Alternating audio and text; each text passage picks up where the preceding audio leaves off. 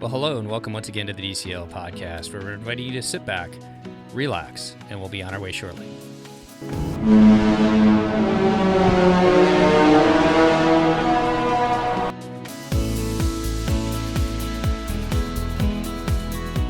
Well, welcome back to the DCL podcast, and today is going to be kind of a fun show. We are going to answer a couple listener questions, and we're also going to do a little bit of talking on how to start the process of booking your first Disney cruise. But before I jump into that, I got to welcome our co-host to the show. How are you doing today, Christy? I am well, thank you. And how's life up there in Michigan? Cold. Cold. We had a couple balmy days, but it's cold again. It's very cold. You know, I'm starting to get a trend here that a lot of the listeners that listen to our show and we've been interacting with all kind of come up from that northern, midwestern portion of the country, and I'm starting to understand why they all love Disney Cruise Line. That's because it's the time to escape from all that cold weather up there. Yes, that is exactly it. Get us out of the cold.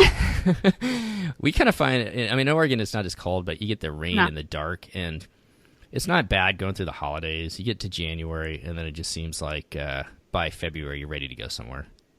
Right, because it is. I don't know if you know that, but I lived in Oregon for 9 months, and it was, rainy. Rainy and dark. So, anyways, well, cool. We've gotten a couple different listener questions, and I thought we've got two we're going to discuss today that I thought might be fun to do.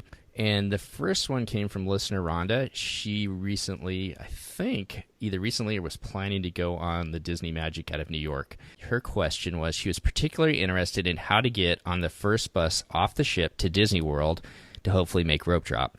And I'm not sure if it's every itinerary, but several of the Magic's itineraries out of New York stop at Port Canaveral. That's correct?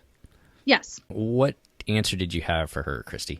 That actually you register. So for the people that don't know, when you stop at Port Canaveral, you actually get a ticket, a one-day ticket, I think it's a park hopper even, to Walt Disney World as part of your cruise price. So everybody on there, and you get transportation to the parks. So you get the ticket and the transportation.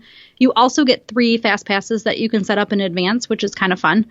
So, but the answer to how do you get on the first bus and how do you get there is you register for it just like you do all the other activities of your cruise. So whenever your booking window opens for your cruise, you can register for it. So a little tip, if you were thinking of making rope drop and you were a newer cruiser, but you really just wanted to do it and you had a little more money to spare, you could just book into concierge and then your booking window opens up when the platinum does, but you basically get first dibs on everything. So that's always a tip for anything that you really, really, really, really want. If you use the expression throw money at the problem, you a lot of times can get what you want. And that's how you get your cabana. Book that concierge. Huh? That is exactly how I get it. Well, cool. Yeah, I didn't realize that's pretty cool. I didn't realize that you had a day in the park that was included in the price of your cruise. That's kind of cool. Yeah, so it's not extra, which is nice. Yeah, and then the fast passes, do you book them when your booking window opens as well, or how do you get anytime fast passes? Oh, so okay. They can just be used on any ride at any time. The one caveat was when the Flight of Passage first opened, it was excluded, but then I think they brought it back for some of it. So I guess like for the later cruises, so you'll just have to look for your particular cruise. You'll get the anytime fast passes, so you just use them, and then you can go back into the app and get more after that, just like you would any other time that you're at the park. But maybe the brand new major headline rides might be excluded for that. Well, great. That's anything else you can think of along when cruising out of New York and stopping at Port Canaveral? Just that when you go to get off the ship, you just walk through security like you would when you were exiting, or walk through the terminal there like you would if you were cruising out of Port Canaveral. And they have the buses for each park, so you just hop on the bus that you want. And then I guess the signage was really pretty clear about getting back on the bus at the end of the day or towards the end of the day. And they had, basically continuous coverage back to the ship when you were finished.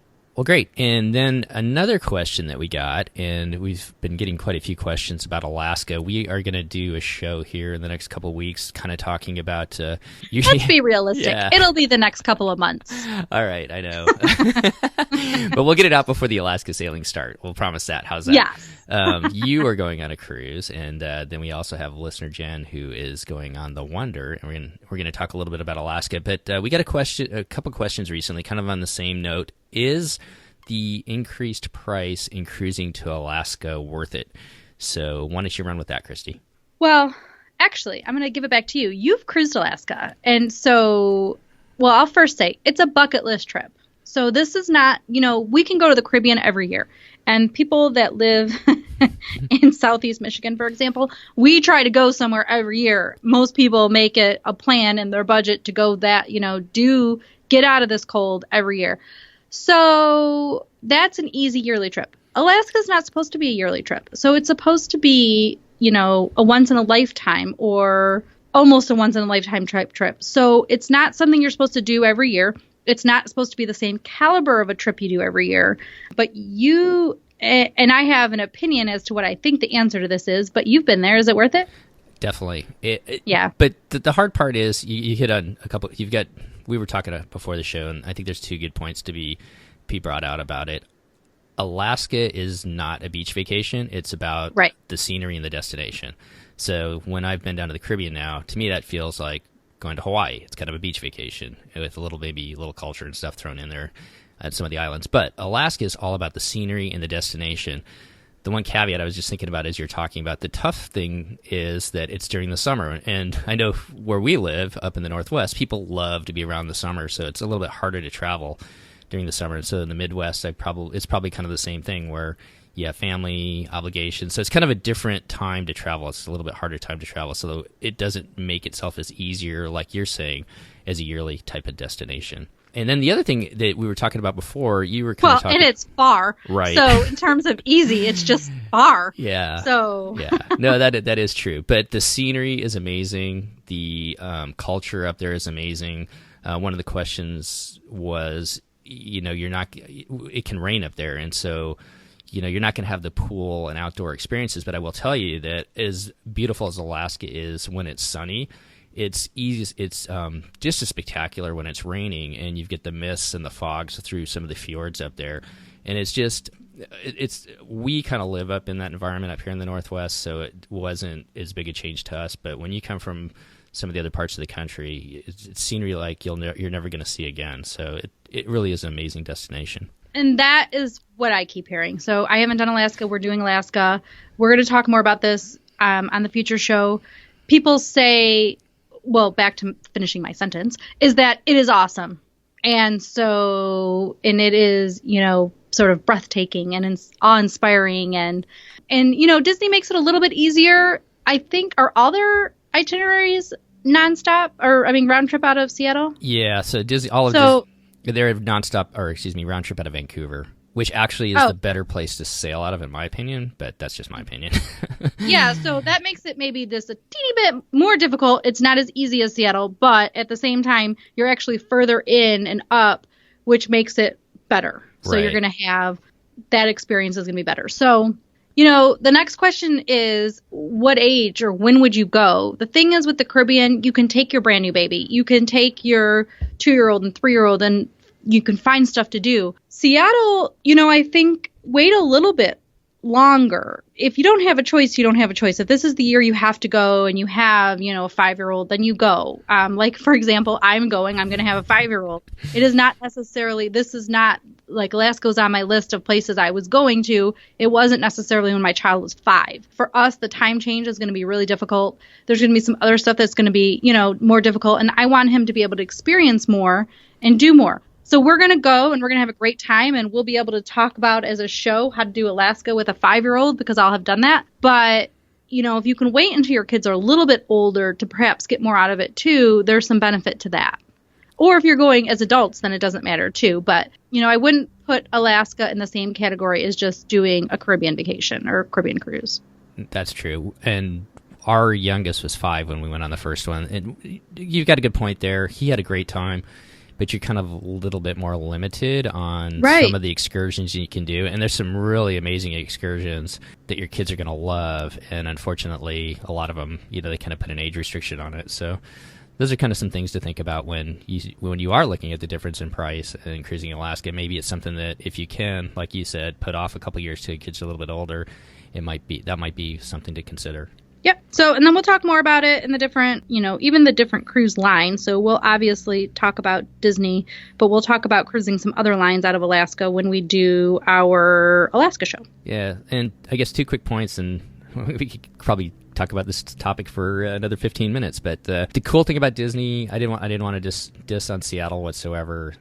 Why Vancouver's a little bit better is it has to do with maritime rules and cruising out of the U.S.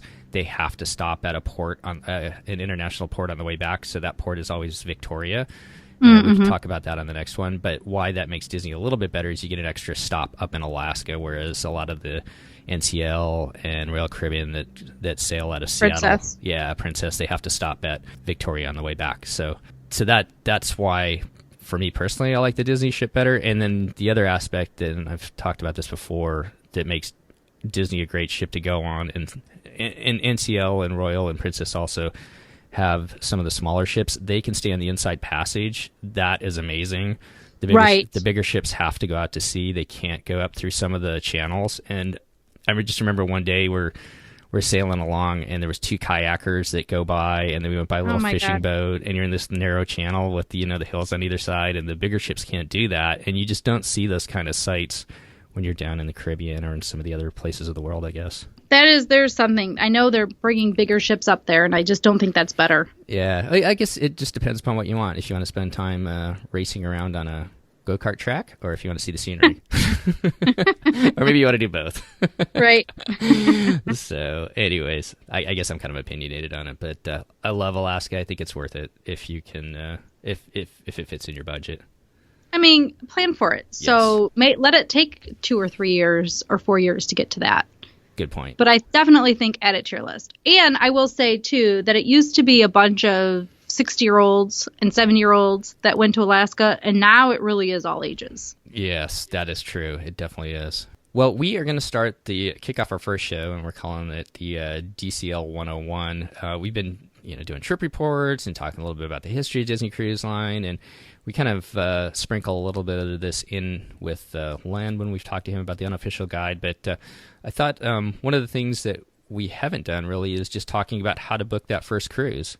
I thought today, this first episode, we'll approach it by talking like how to book that first cruise, kind of some thoughts as to which cruise to book first, or which things that you might think about, and then how about actually doing the booking process. So there's a lot of different references out there. Obviously, you can go to DisneyCruise.com, and there's a lot of information on there to kind of start taking a look at. They do a really cool thing. I haven't looked at it for a while. Have you gotten the DVD that they send out by any chance recently? I think they're trying to go away from that and doing it just to get it online. But yeah, so I think I got the last one last year. Okay. And so they used to send out a DVD. I'm not sure if they still do it. You can go on their website and have them send it to you. And it kind of gives you a basic overview of the cruise line. And I think, like you said, they're trying to do that with links on the website itself. So it's kind of reduce the waste and whatnot, so you can just go to the website. No, but it's fun. Yeah. So it's kind of cool to open up your mailbox and get something from Disney, huh?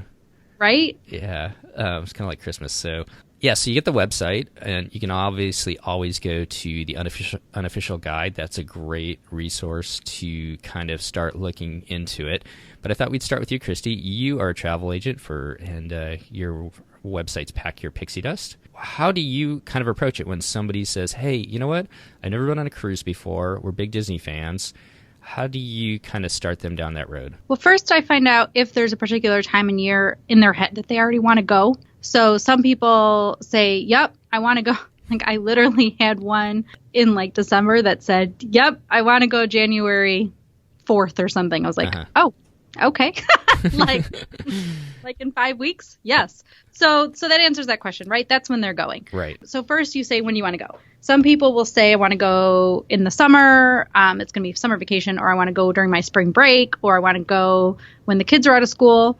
So if those are your parameters, then that's our first, then that's done. If you already know when you want to go, and we might, if they ask or there's an opportunity for me to say, here are some reasons maybe to not go during spring break, which really is money. I mean, money is the real reason not to go during spring break. But what?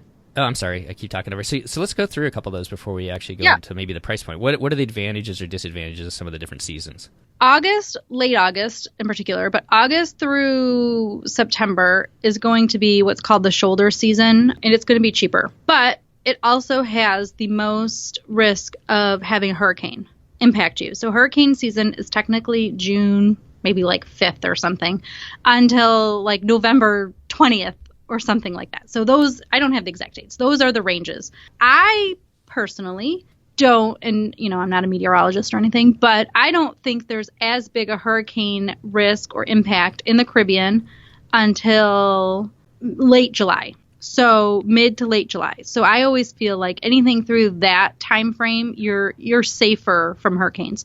And like June, July, May, June, July, I would say the calmest seas I've ever had on a cruise was during that time period. I mean, like these ships didn't rock. It was awesome. It was just, and that's important to me. So August through September is going to have the cheapest prices more than, for the most part, of the whole year. Another time that's going to have lower prices is the weeks around that don't include Thanksgiving in November and that first week or so of December. Those are going to have lower prices typically as well.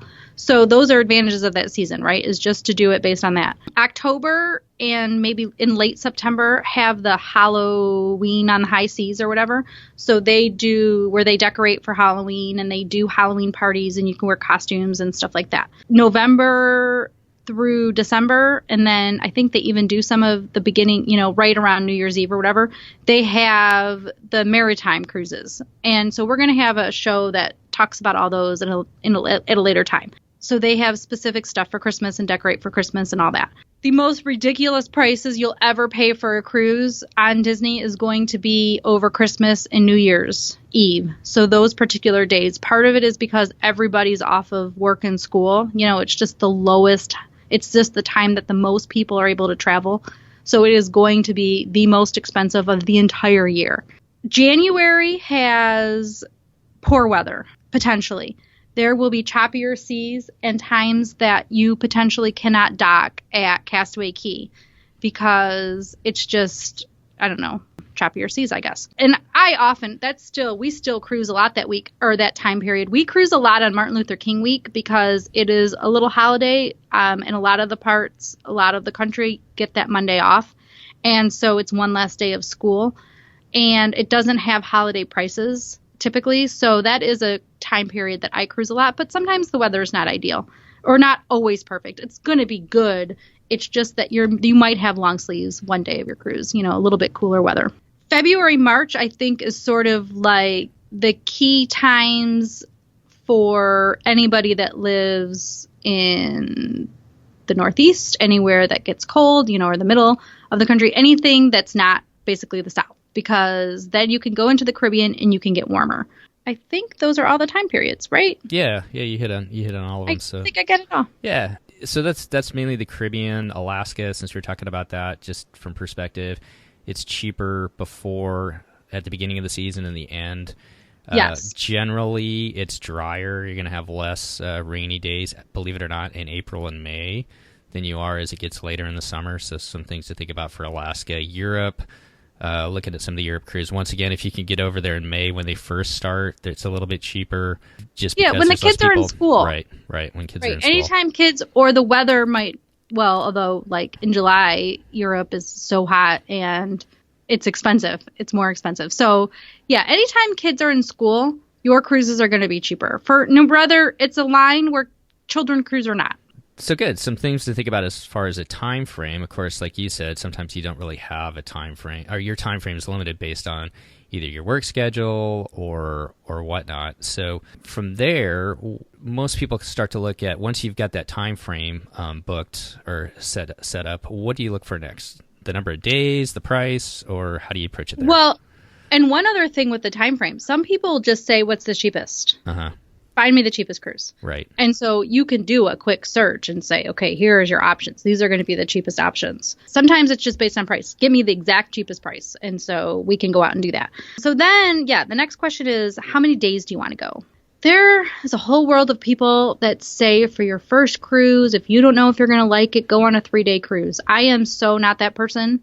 I would actually tell people just to skip a cruise for the most part rather than go on a 3-night cruise, because the first day is sort of a nothing day, right? Like you have to check in and you have to do your lifeboat drill and you're going to eat lunch and everything is just, even dinner, the first night of dinner takes longer and it's just, nothing is as wonderful or as smooth the first day. It's kind of a whirlwind. Right. Yeah. And then the last day, you're off. Like Disney, for example, starts giving those messages at 7:30 in the morning that says, we need you off the ship immediately. And at 9:30, they basically make it sound like you're a stowaway, or at 9 o'clock, like you're breaking the law, still being on the ship. So, like, they want you off. So you're off at 9:30 on Disney Cruise Line. And so then what? You have like 2 days in the middle? Right. So it's just not long enough. So I don't recommend that. Now, if you have to do it, you have to do it. The one thing with Disney is their 3-night cruises on the Dream are always over a weekend. So that part is nice, but I think that's nice for people who cruise more and then just want a weekend cruise, in my opinion. Mm-hmm. Okay, but I'm opinionated, so, everybody gets to have their own and can listen to my feedback and then do what they want with it. And then I'm maybe in the minority, but I tell people, if you can afford both with time and money, the 7-night cruise, that's my favorite. My son has been on 10, I believe, cruises, and only one of them was less than 7 nights long. Wow. So one of them was 8 nights, one of them was 5, and the rest were 7 nights. So it's just, like, for us, if we're going to do all the work for the packing and the getting there and the flying there and the getting there, even the night before, and you don't really start your vacation until maybe the second morning or later that day or whatever, once we're out to sea type of thing. And then you got to unpack and all that. So whatever. You don't really get to enjoy all the little parts of the cruise until you're into the second day. So you have then days 2, 3, 4, 5, 6. That's awesome. You have a vacation there. You can find spots to relax. You have the activities. You can do all the activities and they're not all on top of each other. You can do almost everything the ship offers because they're going to offer it at different times and different days. So that's sort of my opinion as to why to do a 7-night. Now, if you can't, or you're afraid, or whatever other issues, then I do recommend the 4 or the 5-night. I like the 5-night, and I know you do too, out of Miami, because it doesn't just go to the Bahamas. And honestly, if you're cruising in December or January, or even parts of maybe the beginning of February, the Bahamas is not always warm. So the Bahamas is sort of like Miami. Miami is not always warm. If you want that good weather and you want your tropical Caribbean vacation, then you need a longer cruise. I know we're sort of not talking about this, but Disney does sometimes have shorter cruises out of the West Coast. And it's not really entering in my discussion because they're very short windows that they offer that. So that's an option too. But I think most of those are for people that maybe even cruise regularly and live nearer to that side of the country and then just go out, go on those little shorter cruises. So then there's the 4-day or the 5-day, either out of the 5 days out of Miami, the 4-day is out of Port Canaveral, which is outside of Orlando. There are advantages to both. The advantage to the 4-day is that you're on the Dream, which is the newer class of ship, which most people prefer. I think the Disney people that have started out on the Magic and the Wonder prefer the Magic and the Wonder, and I think it really does depend too on itinerary. If you cared more about the itinerary, then those people then care that they prefer the Magic and the Wonder because they want to go to Alaska and they want to go to those locations. If it's that you want a Caribbean vacation anyway, the Dream is bigger. It's going to have more options for people of things to do for everybody because it's bigger. It just has more options. Even the little water splash pad for the under 3, the kids that are in diapers still, is better on the Dream and on the Fantasy. It exists on the Magic and the Wonder, but it is better on the Dream and the Fantasy. So, and then they have the Midship Detective, which is only on the Dream and the Fantasy, which when you have those 7-night cruises, it gives you that extra something to do. It's like Agent P in the parks, where I think that's what it's called, right? You have a little phone. You go and do a scavenger hunt, basically, in the middle of the ship, basically, on the floors. You follow instructions and solve clues and stuff like that. So that's something that's offered on the Dream and the Fantasy that you couldn't get if you were on the Wonder or the Magic. But then there's the ports again, right? Because I don't prefer the Bahamas as a port. And if you do the 3 or the 4-night Dream, so the bigger ship, you're going to go to the Bahamas. You're going to go to Nassau. It's fine. Most people stay on the ship, honestly, there at this point. And so it's fine to do that, but it's nicer to be out to sea for the most part.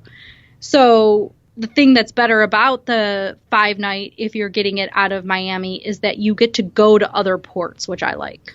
So we did the 5-night last March, and so kind of what I'm hearing you say, if I can summarize it a little bit, is if you can do it and you don't have any trepidations, go for that 7-night, and that's what we did first. And I don't think you're going to regret it. I really do, because you kind of get the rhythm of the ship by day 3 or 4, and you just get to really relax a little bit more, and it's not such a rushed whirlwind experience. Like you get a routine. Everybody has a little routine. Like you guys have the activities. Like Disney does a thing. If you had littler kids, at 8:30 they do Wake Up with Disney Junior, and it is so fun to start it that way. And every day is a little bit different. And like on the pirate night, then they have more piratey activities. It's just what a fun way. And then you can have your breakfast leisurely, and then you can, if the kids are going to the kids club, they can do that. Or if your older kids are just waking up whenever they wake up and then go to the kids club, like there you can really get into a routine, which you can, and you still can have plenty of family time, which you cannot do on a 3 or 4 day cruise. Yeah. Well, 4 maybe a little ish, but no. I mean, there's too many options. Right. So if you can't do the 7-day, the other options, especially in the Caribbean, you've got Miami, which the 5. I would thought 5 was going to be short, but actually it almost felt like a perfect cruise too. The one that we did last March, and maybe that was because we were up in Walt Disney World for a couple of days, so we kind of had. It was an 8 or 9 day vacation still. But like you said, sailing out of Miami, it could tend to be a little bit cheaper. The hard part is if you're trying to match it with a Walt Disney World vacation, you got to add that the drive or flight down to Miami, however you're going to get down to Miami before you cruise. But good points as far as the winter goes is that it goes a little bit, they all go south. So they go down to Cozumel or they go down to Grand Cayman. So you do stay out of the Bahamas where it could potentially be a little bit warmer if you're going through a cold spell. But the advantages of the 4-day, it sounds like to me, if you can't do the 5, you don't want to go to Miami, if you could do that 4-day combined with the Walt Disney World vacation, it's close by to Walt Disney World, and then you've got the 4-day, which gives you an extra day to kind of get a little bit more relaxed and get your feet into it as opposed to doing a 3-day. So does that kind of summarize it a little bit? I think it does. Yeah, so no right or wrong answer here, just kind of some of our opinions. I agree with you, and I would even say don't be afraid to go to Europe. Don't be afraid to go to Alaska. No. If you want to do that in your first, but that is also one of those things that you really should know your family, you should know your kids if you're bringing kids. That it's more they're work. Easy travelers. Yes, it's definitely going to be a lot more work. So, and that just depends. What kind of vacation do you want? Some people want vacations that are more involved, and I totally get that. Right. And we you and I have both done it. I've gone over to Europe a couple of times. I think I've only had one cruise there, but then I've had other trips. Some people will ask me about Europe for a honeymoon, and I just say no, unless you really need. Because you need the honeymoon to have the time off, or you need the honeymoon to have the budget or whatever, and you want to spend extra.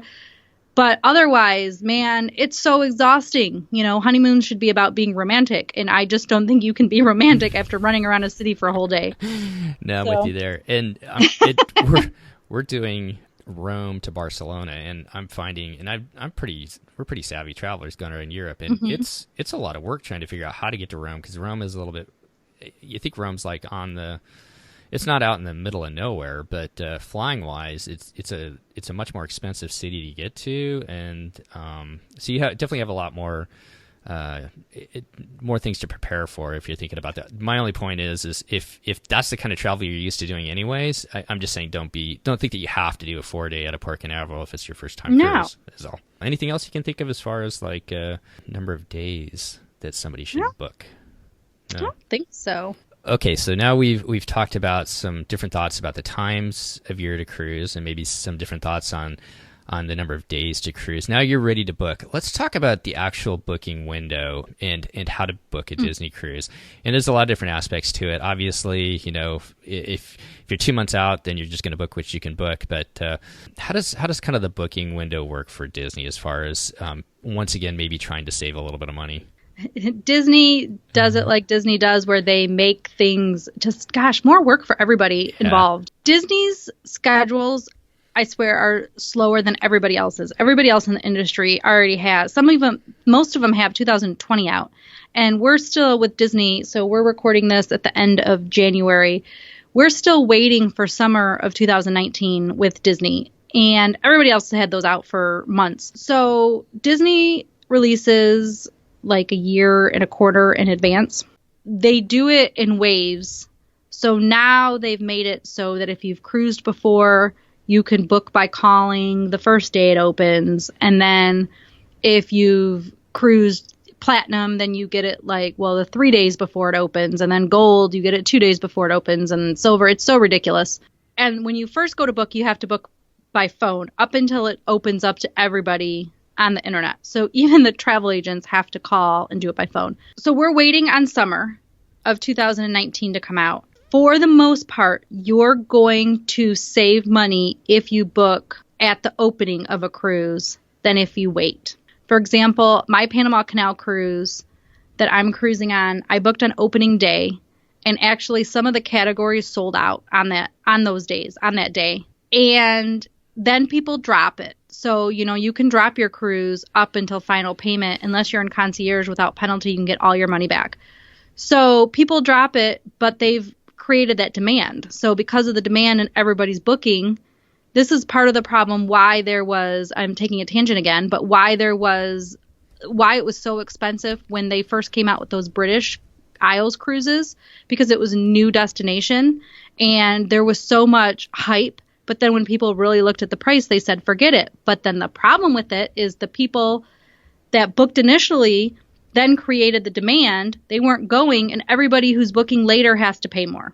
So, and that is true up until the very end. If Disney can't sell the ship, then they do guaranteed rates at a discount. But that is a big if that's going to be offered or not. So you can take the gamble and say, hey, maybe this cruise isn't going to sell out, or maybe it's not going to sell out the prices they're charging, and I can get a guaranteed rate at the end. And then there's two different types that Disney does. One is just a guaranteed rate.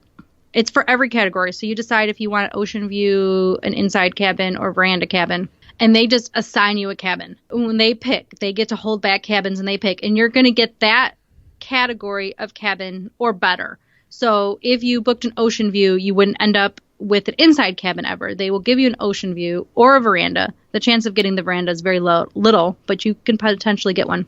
And they pick the cabin. You can have no say over the location, over the style, anything else. You're just saying this is the category or this is the type of cabin I want. Those actually often are cheaper. They also, like with every Disney cruise, after final payment, you can still cancel, but there are penalties to do it. And you lose money the closer you get to the cruise. There is a guaranteed status that you can still get your money back, but there is a guaranteed status that comes out right before the cruise sales. Or they have some, like I just booked somebody last week, I believe. It was like last week, a week and a half ago, for a cruise in March. They got one of those last minute fares, and it's completely non-refundable. And you can't even hold it for a day. You can't even hold it for an hour. If you decide you want to book it, you have to pay, and you don't get anything back for any circumstance whatsoever. So, there's risks, but they got a pretty decent rate, but they have no say over anything, basically, at that point. So, they are going in knowing, Disney's going to put them in a location, and that's what they'll take. So, I would say for the most part, people should book as far out in advance as they can, especially if they're trying to save money. After that, everybody else just pays whatever You know, some people still want to lock in their cabin or lock in their cruise. So, yeah, the prices are likely a little bit higher. Sometimes it's a little bit higher, like $50. I mean, $50 isn't life-changing money. So you can just know that you kept your money in your pocket a little bit longer, and then you paid your $50 extra when it came time to book. So sometimes it's a little bit of money, sometimes it's more. Touring plans, actually, if you have their DCL subscription, you can, so they're a little add-on for their regular touring plan, I guess. You can see the historic pricing for each cruise and each category based on the number of people. So it's kind of cool. You can see how much your cruise has gone up in price from opening day. That's kind of cool. And it randomly, very rarely, for a regular rate reduces after opening day, but it is not common. Yeah, generally. So what I hear you saying is you're speaking German to me, and I'm not sure I really understood any of it as a first-time cruiser. But I joking a little bit with you, but once you've gone on a cruise or two, whether it's with DCL or one of the other companies, you start to kind of get the nuances of how each one of them works. But and they're all different, right? And so I guess the thing that I think we'd both throw out there is maybe for that first one, do some research into a good travel agent, and especially one you're going to want to find one that's actually cruised with Disney and knows about the cabins and the booking process and everything like that, and they're going to be able to help you kind of walk you through some of this. Because the first time we booked, and we were talking to our travel agent, and she's like, "Oh yeah, you want this A, you want a 5A or a 4A or a 3B or something like that," and I had no clue what she was talking about. Those categories are ridiculous. Yeah. So, anyways, but I guess my point is maybe that first one, definitely reach out to a travel agent, a local one. There's a lot of good ones online. And obviously, you can always use Christy as well. She would be more than welcome, or more than happy to help you out as well. And take a little bit of that pressure off, and let somebody like that bounce off some of their thoughts with the ideas that you have for the cruise coming up. Right, and guide you. And that's the thing. You know, Disney pays travel agents. We, for the most part, do not charge. And I would say 99.9% of travel agents don't charge to book you a cruise. Now, if you wanted detailed planning of many other aspects of your cruise, there are going to be some agents that charge. And that's fine. You know, they're going to work and doing work, and they can have their business model, whatever they want. But for the most part, you're not paying extra to book the cruise and to get that advice, and even to get advice and help and the process for what time should I make my flight. Your price will cost the same for the cruise as booking with Disney Cruise Line. And us agents all book the cruises for you, the client, through Disney Cruise Line's website. We have our own booking portal, but it's the exact same. And the price is the exact same. And we have the knowledge because, like Steve said, we've been on the cruises. We are familiar with the company. They give us training as well. And, you know, when there's updates, we get those. And especially for people who are really vested in Disney and really are passionate about it, we are reading up every nuance and new thing out there. And that advice doesn't cost you extra. Disney pays us because then we can guide our clients towards their product. So they give us a percentage, a small percentage, but a percentage nonetheless, for assisting you with the booking. You can call Disney or go online and you can book it yourself, but you don't get that personal service. So you can do that. I would say the major difference between booking with Disney and directly through Disney and with a travel agent is that you cannot apply your own payments. The travel agent has to apply your payments. The other difference is you can't call to make a change to your booking, but that's such a rare thing. So you definitely want to find a travel agent that you can call. There are travel agencies out there that offer other perks, and they exist, and you guys can research it. And if you want to research it, do it and find the perks and whatever. But they don't let you actually call them. Like, there's no phone number, and you can't get to the same person. So it's sort of like booking through the Disney.com, except that you have a perk. You can't get to the same person every time. You're not going to get your questions answered by the same person. They're not going to get to know you and anything about you and your preferences and likes. But you can get a perk. So if you want that, do that, and at least do that over, again, booking direct. There is no extra benefit to booking direct except that you can go and make your own payment. And I'll even add on. And moving adjusting your cruise. Yeah. And I'll even add on, like, just little things, like the last cruise that we took, first time we went to Castaway Cay, our travel agent said, hey, let's book you on this side of the ship, because generally the Magic backs into Castaway Cay, and that way when you're looking out, we had a ocean view room. When you're looking out, you have a view of the island rather than just looking out towards the ocean. So those are kind of the little touches that you can get with somebody, and once you get to know them and they get to know you as you book subsequent cruises, that really kind of make your trip a little bit easier and more magical. Right, and we give all the tips. And I know you can get a lot online, and you can get a lot just by listening to this podcast. You get more information. Right. With no penalty, no disadvantage. So yeah. That's it. Book, if you have a travel agent already, book with them. If you need one, obviously I'm here, but if you have a local one, it helps the economy to use the travel agents, because it's the whole small business idea. We're all little small business owners, so it keeps the money in the economy. Or if you do just want additional perks but don't want the benefit, quote unquote, of having an agent to reach at any time type of thing, or have an agent to talk to, you can find people online type travel agencies that sometimes give out additional perks as well. Well, cool. So we talked a little bit about the time frames, talked about the number of days, we talked about how to book. Generally speaking, the sooner you book, the cheaper it will be. The price tends to generally go up.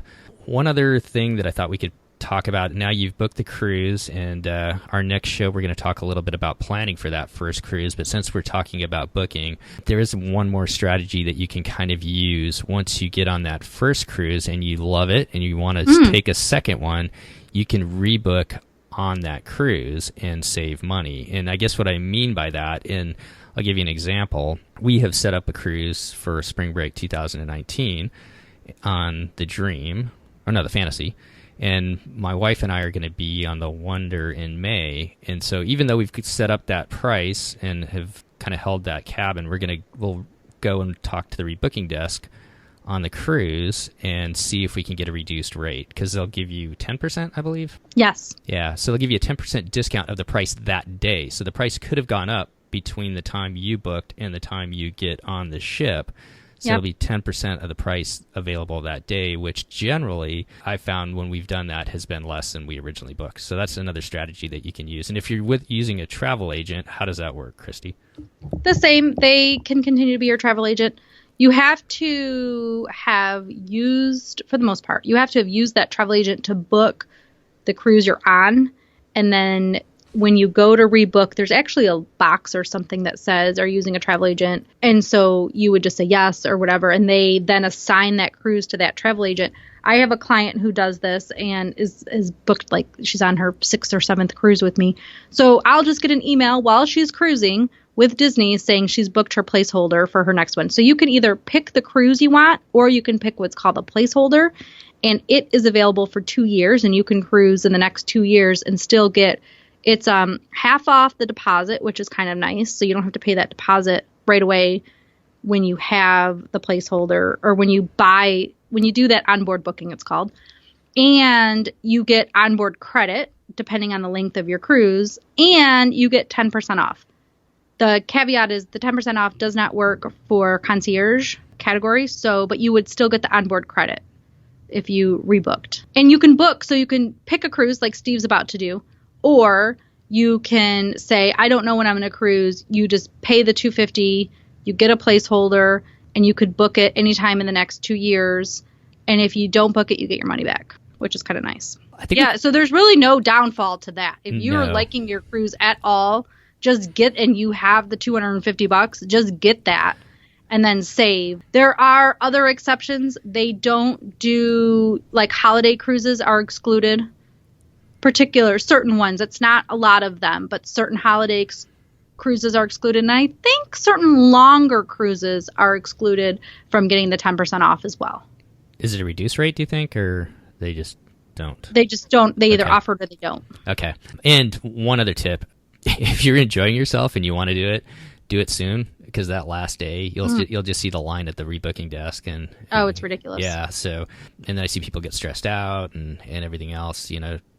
There's a slip too, though, you can leave. You don't even have to stay there. That's true. Even if you want a particular cruise, and they'll put this in your cabin at some point, but there's the paper you can fill out. So if you don't need to actually talk to somebody, don't waste your time.